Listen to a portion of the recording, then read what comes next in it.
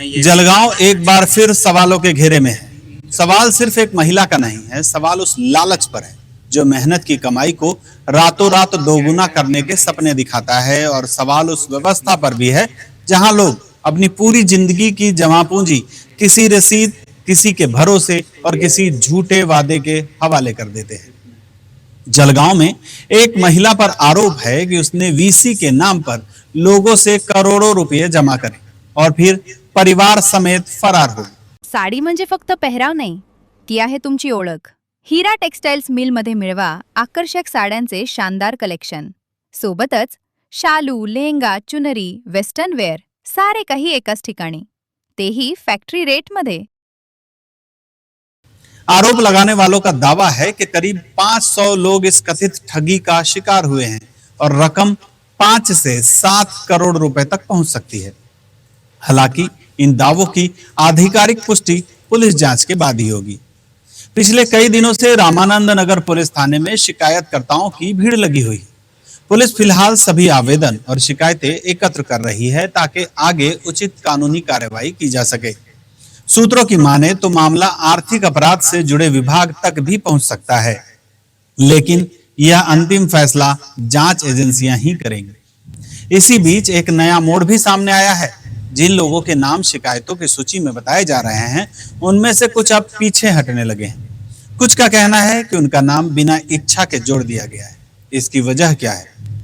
सचमुच नाम जबरन जोड़ा गया या फिर पुलिस, समाज और बदनामी के डर से लोग पीछे हट रहे हैं?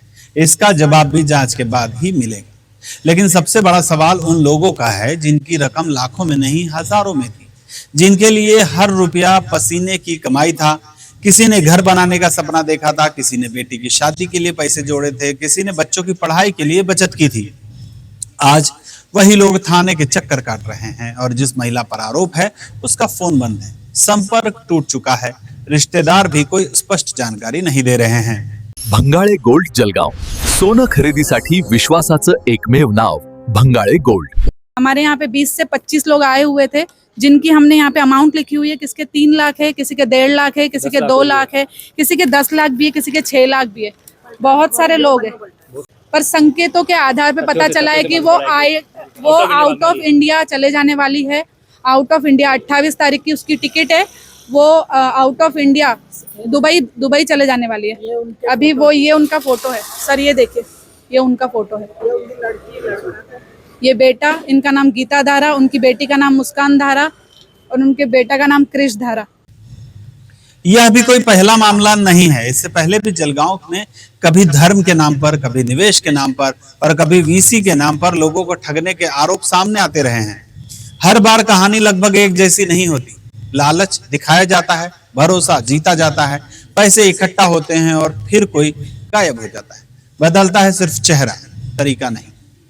और अंत में एक महत्वपूर्ण बात, इलाके में ऐसी भी चर्चाएं हैं और सूचनाएं सामने आ रही हैं कि कुछ स्थानों पर इसी तरह की अन्य वीसी भी जलगांव के सिंधी कॉलोनी के एरिया के आसपास योजनाएं संचालित हो रही है। इसका दावा किया जा रहा है। इन दावों की स्वतंत्र पुष्टि नहीं है, लेकिन यदि कोई भी आपसे अधिक रिटर्न का लालच देकर नगद निवेश मांग रहा हो तो पूरी जांच पड़ताल किए बिना पैसा बिल्कुल न दे। अगला शिकार कोई और नहीं, शायद आप भी हो सकते हैं। फिलहाल सभी की नजर पुलिस जांच पर है। उम्मीद यही है कि अगर आरोप सही साबित होते हैं तो जिम्मेदार लोगों को कानून के कटघरे में लाया जाएगा और जिन लोगों की मेहनत की कमाई फंसी है उन्हें न्याय मिलेगा। मैं हूं आनंद शर्मा और आप देख रहे थे इंडिया अब तक न्यूज, कड़वा लेकिन सच। अगर आपको लगता है कि ऐसी खबरें लोगों को जागरूक करती है तो इस वीडियो को ज्यादा से ज्यादा शेयर कीजिए, अपनी राय कमेंट बॉक्स में लिखिए और चैनल को सब्सक्राइब करना बिल्कुल मत भूलिए। जय हिंद। डिझाईन्स 2026च्या मजुरी मात्र 1974ची। अधिक माहितीसाठी आजच शोरूमला भेट द्या। हे गाइस, ताज़ा खबरों के लिए लाल बटन दबाकर सब्सक्राइब करें और तुरंत खबर पाने के लिए घंटी के बटन को दबाएं।